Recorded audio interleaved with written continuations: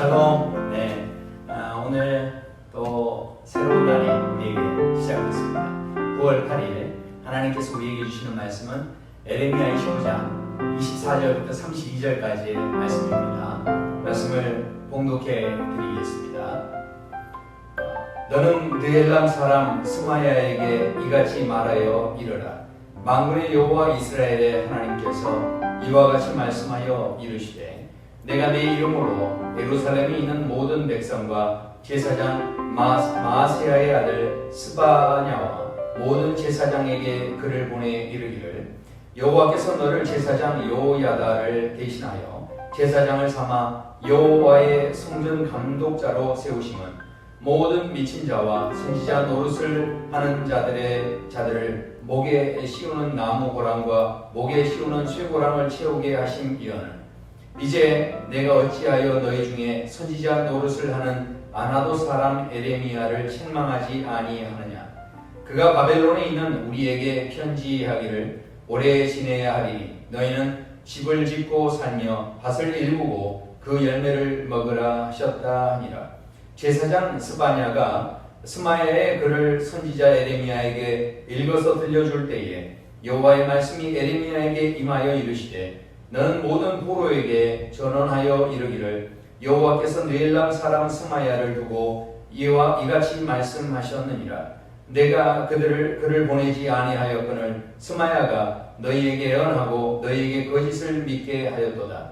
그러므로 여호와께서 이와 같이 말씀하시니라. 보라, 내가 느엘람 사람 스마야와 그의 자손을 벌하리니 그가 나 여호와께 패역한 말을 하였기 때문에 이 백성 중에 살아남을 그의 자손이 하나도 없을 것이라. 내가 내 백성에게 행하려 하는 복된 일을 그가 보지 못하리라 하셨느니라. 이것은 여호와의 말씀이니라. 아멘. 오늘도 성령 충만하시고 또 행복한 하루의 삶이 되시기를 축원합니다. 엘빈 토플러라고 하는 분이 권력의 이동이라고 하는 그런 책을 쓰셨는데 그 책에 보면 이 권력이라는 것을 이렇게 이제 규정을 짓습니다. 역사적으로 볼 때 처음에는 이 권력이 바로 완력이라고 하는, 그러니까 이제 힘센 사람, 이런 사람이 이제 권세가 있고 권력이 있고 이제 그런 사람이 제일이었다라는 것이죠. 그런데 이제 이게 그 다음 단계로 가면서 경제력이 힘이 된 겁니다. 그래서 돈이 많으면 양반이 되는 거고요. 돈이 많으면 그게 권력이 되고 힘이 된다라는 것입니다. 그래서 사람들이 기를 쓰고 돈을 모으려고 했다라는 것이죠. 그런데 이제 그 권력이 바로 정신력과 지식적인 그런 권력으로 이게 옮겨가기 시작합니다. 그래서 이제는 정보력이 바로 힘이 된다라는 것이죠. 정신력이 바로 힘이 되어진다라는 것입니다. 그래서 우리가 그런 사람들이 많은 사람들 앞에서 권력을 휘두르는 그런 갑의 위치에 서게 된다라는 것입니다.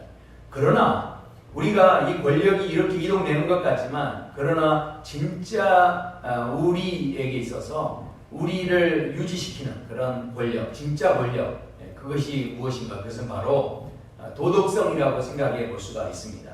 그것은 바로 진실입니다. 그러니까 이 땅에서 진실하게 사는 게 굉장히 중요합니다.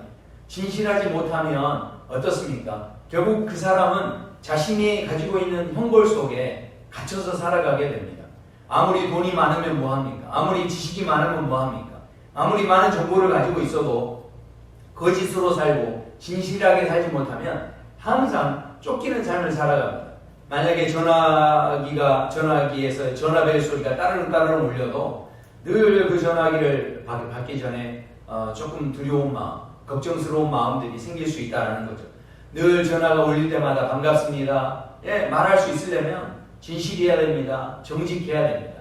실은 진실하거나 정직하지 못하면 뭔가 항상 내가 내 안에 두려움이 존재하게 되고 그 두려움에 갇혀 살게 되고 두려움에 붙잡혀 살아가는 그런 인생을 살아갈 수밖에 없다는 것입니다. 그래서요, 사람을 만나도 내가 진실하게 살았어야 사람을 만나도 허물 없이 대할 수 있고 만나도 반갑게 맞이할 수 있다는 것이죠. 그런데 내가 그렇게 진실하게 살지 못하면 그 많은 권력을 아무리 가지고 있다고 해도 그렇게 사는 것은 이미 사는 게 아닌 겁니다. 이미 어떤 의미에서는 인격적으로 죽은 사람의 삶을 살고 있다는 것이죠. 그렇기 때문에 누가 보든지 보지 않든지 정직하게 사는 것이 얼마나 중요한지 모릅니다. 그런데 우리가 오늘 보게 되는 이 본문에서는 그 당시의 상황 속에서 유다에 남은 백성들이 이 바벨론 포로들과 이제 그 편지를 주고받았던 것 같습니다. 그런데 이렇게 편지가 주고가게 되는 것들을 바벨론에서 이렇게 장려했는데 그것을 허락을 해줬다는 거죠. 왜냐하면 바벨론 입장에서는 너희들이 지금 포로로 잡혀 있다는 것을 너희들이 계속 기억을 해야 되기 때문에 이 예루살렘 유다의 사람들에게도 서로 이렇게 압력을 행사할 수 있었기 때문에 이 편지라는 것을 통해서 그들의 정체성을 기억하게 했다는 것이죠.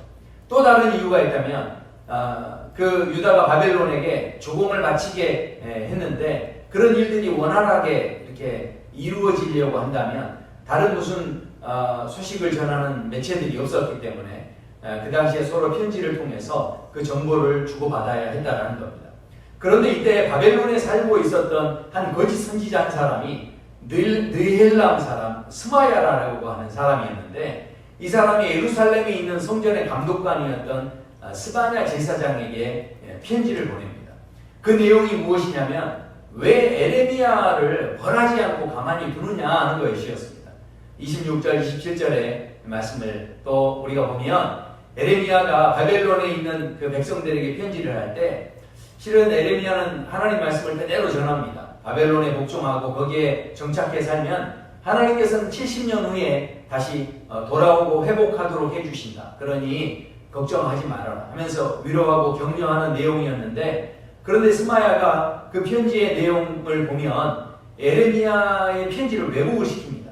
그리고 어차피 에레미야가 그랬다는 거죠. 어차피 오래 지내야 되니까 바벨론에 그냥 눌러앉아 살아라. 이제 그런 식으로 이 내용을 전혀 다른 내용으로 이야기를 합니다. 그리고 이것은 하나님의 말씀이었는데 하나님의 말씀이었다는 이야기는 전혀 언급도 하지 않습니다.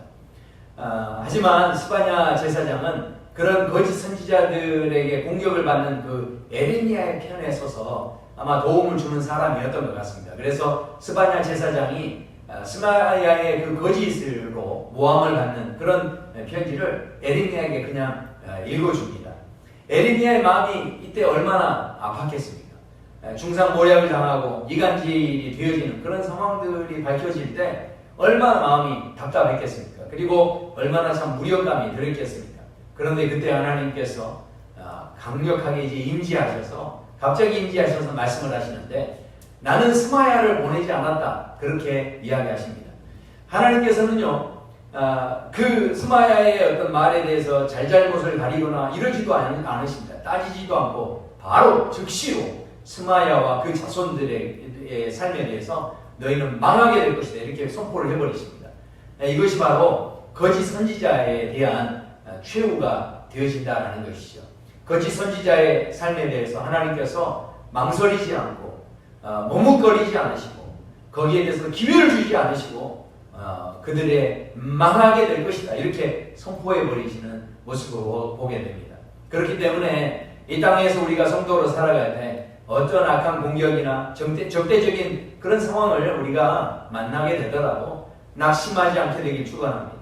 내 지혜와 내 능력으로 그것을 풀어보려고 해결하려고 나설 필요가 없습니다. 우리가 해야 할 일은 심판하시는 하나님께 우리가 모든 것을 맡겨드려야 한다는 것이죠.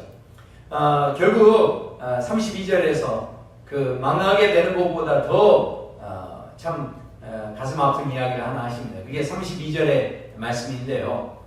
이 말씀을 보면 그는 결국은 하나님이 하시는 복된 일을 볼 수 없게 될 것이다. 그렇게 말씀합니다. 하나님께서 이루게 되는 그 복된 일을 망해버렸기 때문에 보지 못하게 된다는 거죠. 생각해 보십시오. 하나님께서 우리에게 이미 복을 주셨습니다. 그런데 그 복을 복으로 깨닫지를 못합니다. 그런 불행한 사람이 있다는 것이죠. 결국은요, 지금 이 땅에도 그런 사람이 존재한다는 거죠. 하나님이 복을 주셨는데 아무리 복을 주시면 뭐합니까? 그것을 깨닫는 마음이 있어야 하는데 깨닫는 마음이 없으면 복을 복으로 인식하지 못합니다. 내가 분명히 행복한데도 불구하고 그 행복을 느끼지를 못합니다. 행복에 대한 바른 인식이 없기 때문에 그렇습니다. 그런 사람은 불행할 수밖에 없는 겁니다. 너무 안타깝지 않습니까? 이미 하나님께서 많은 은혜를 주셨는데 거기에 대해서 감사할 줄도 모릅니다.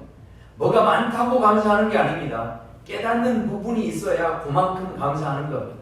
그러니까요, 감사는 내가 얼마나 많이 소유했느냐가 아니라 깨달음에서 시작된다는 것이죠. 공산주의는 감사가 없습니다. 왜 그렇습니까? 쟁취해서 얻은 것이기 때문에 그렇습니다. 쟁취하는 사람은 감사하지 않습니다. 내 힘으로 이루었거든요. 그런데 하나님께서는 결국 내가 하는 앞으로 이루게 되는 복된 일을 보게 될 것이다. 다 누구에게 이것을 허락하신다는 겁니까?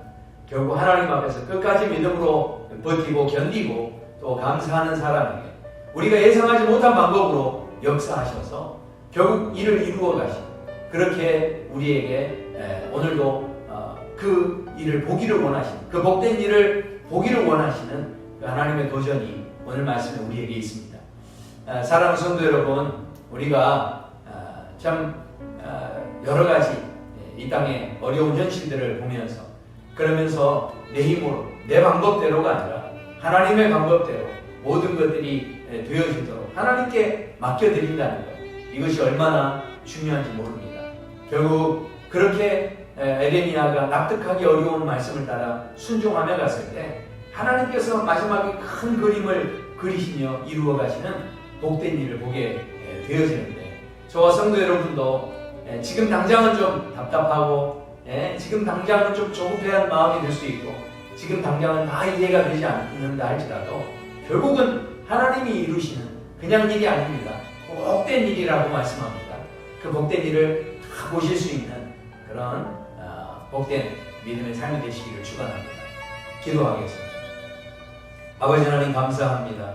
하나님께서 오늘 우리에게 또 복된 하루 주신 줄로 믿습니다. 그저 이 하루를 살아가고 있지만 그러나 하나님께서는 우리의 태초부터 또 우리의 모든 마지막까지 다 모든 것을 계획하시고 또 진행하고 계신 줄로 믿습니다. 하나님께서 이루시는 일을 볼 수 있는 그런 믿음의 삶이 되어지게 하여 주시옵소서. 하나님께서 우리에게 주신 일들이 얼마나 귀한 일들이 많은지 오늘도 깨닫게 하여 주시옵시고 그 복된 일을 끝까지 우리가 보게 되어지는 그런 저희들의 삶이 되도록 우리 모든 성도들 한 분 한 분 축복하여 주시옵소서. 끝까지 뒤로 물러서지 않게 하여 주시옵시고 모든 것 하나님께 맡겨드리며 마지막 최종 승리를 이루시는 하나님의 은혜의 역사를 모두 다 우리의 두 눈으로 보게 되는 그런 귀한 은혜를 경험케 하여 주시옵소서. 오늘도 기도하게 하시고 또 승리하게 하여 주시옵소서. 예수님 이름으로 기도드립니다. 아멘. 네, 오늘도 행복한 하루 되십시오. 샬롬.